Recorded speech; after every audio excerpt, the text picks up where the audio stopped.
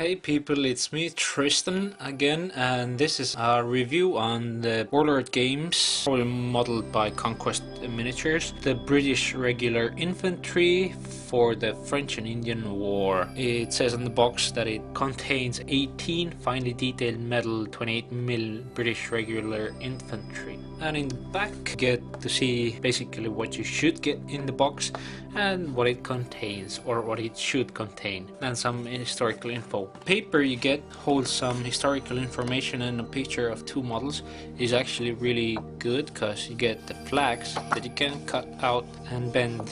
I like that these have the shadows in them, and the paper is pretty sturdy as well.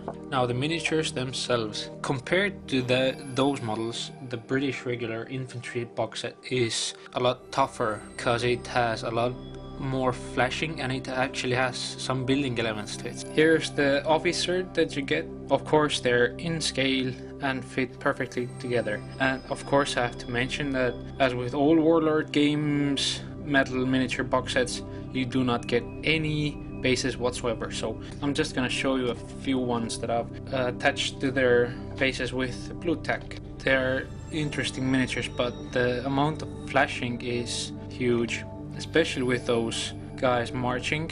You see that their bayonet is actually connected with the base. Cutting this off will just take time and you have to be careful, and in the end these will look brilliant, I'm pretty sure. And they have lots of flashing and little mold lines, so cleaning them up will be a long process. Some bayonets have been bent, but if you do it carefully you will avoid any loss of bayonets or important pieces. And then you're getting two NCOs in the box. You also get their hands with swords, but look at this flashing. Cleaning this up might be a nightmare.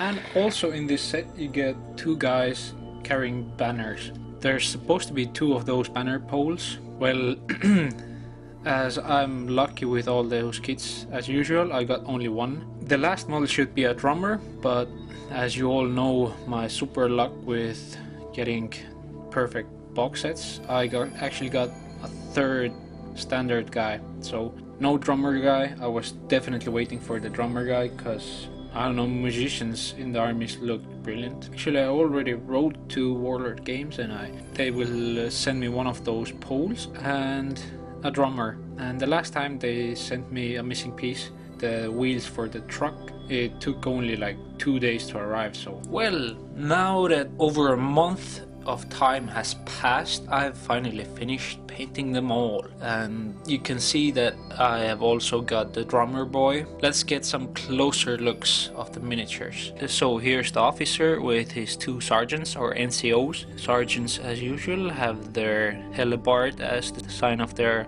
rank.